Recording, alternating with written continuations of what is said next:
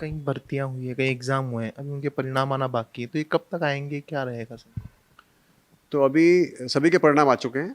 सिर्फ़ जो भर्तियाँ शुरू हुई थी दोबारा 22 जून को शुरू हुई थी, आंगनवाड़ी कार्यकर्ता वाली। और उसके बाद में 2 परीक्षाएँ और हो चुकी हैं, करीबन 3 परीक्षाएँ हुई हैं, 22 जून, 13 जुलाई और 28 जुलाई को। और अभी अगली परीक्षा एलडीसी की वो 11 अगस्त को है।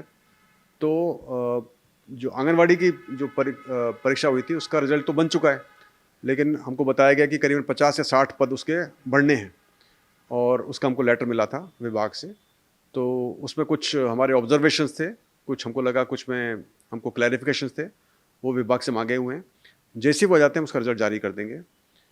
जो 13 जुलाई वाली जो परीक्षा थी, उसका प्रारंभिक की यानी कि प्रोविज़नल की जारी हो चुकी है और आज से और शायद 8 तारीख तक उसके लिए बच्चे उस पर रिस्पॉन्ड करेंगे, अपने चैलेंजेस देंगे और उसके बाद डिपेंडिंग अपॉन कितने चैलेंजेस हैं और कैसे करना है, जैसे ही वो कार्रवाई पूरी होती है, मुझे उम्मीद है कि उसको भी हम 15-20 दिन में पूरा कर सकते हैं। तो अगस्त के महीने में भी उसका रिज़ल्ट निकल जाएगा। जो 28 जुलाई को परीक्षा हुई थी, उसकी जो की है, उसकी वैलिडेशन चल रही है और मुझे उम्मीद है कि उसके भी हम हफ्ते भर के अंदर उसका वैलिडेशन पूरा कर लेंगे और शायद नेक्स्ट हफ्ते के अंदर उसकी प्रारंभिक की हम जांच जारी कर देंगे।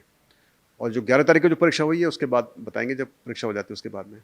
परीक्षा होगी 11 तारीख की आने वाली जो भी एग्ज़ाम है, उसके लिए क्या रणनीति रहेगी? कैसा क्या? रणनीति तो जैसे पहले हमने बनाई हुई है वही चल रही है कि ताकि जो डमियों पर रस्साकशी, हमारे जो लगाम कसी जाए और पेपर लीक का जो इशू है उसको भी हैंडल किया जाए।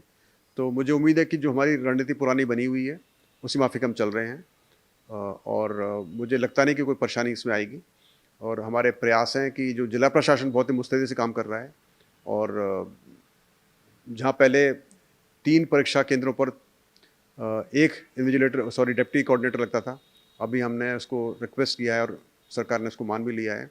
तो अभी एक परीक्षा केंद्र पर एक डिप्टी कोऑर्डिनेटर होता है, जिससे जो एक कुछ कमी थी, जिसको मुझे लगता था जिसकी वजह से कई बार कमियाँ रह जाती थी, वो पूरी हो जाएँगी। तो उम्मीद कर रहा हूँ कि जो परीक्षा 11 तारीख को होगी, वो भी शांतिपूर्ण तरह से होगी और ट्रांसपेरेंट तरीके से संपन्न की जाएगी। खासकर युवाओं को आप क्या संदेश देना चाहेंगे आने वाले एग्ज़ाम्स के लिए या युवाओं को मेरा संदेश बहुत सीधा-सा है कि आप सब देख चुके हैं कि किस तरह से पुरानी भर्तियों के अंदर जो फर्जीवाड़े हुए हैं, उसमें लोग पकड़े जा रहे हैं और पकड़े गए हैं। और जो बच्चे पेपर लीक के माध्यम से प्रयास करके पास होना चाहते हैं या डमी बैठा के पास होना चाहते हैं, उनका भविष्य कभी भी अंधकार में आ सकता है।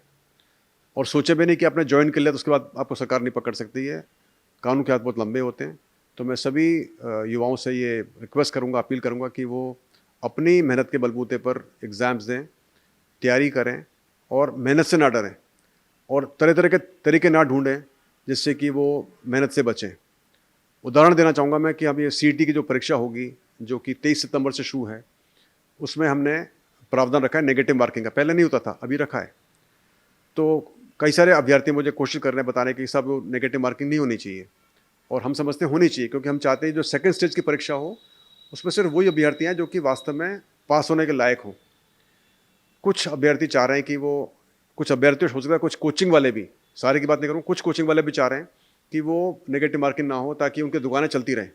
बच्चे तुक्काबंदी से पास हो जाएँ और फिर उनके पास वो मुर्गे बन के आ जाएँ, उनकी वो कोचिंग कराते रहें। तो मेरा सभी से अनुरोध है कि ये झांसों में ना आएँ।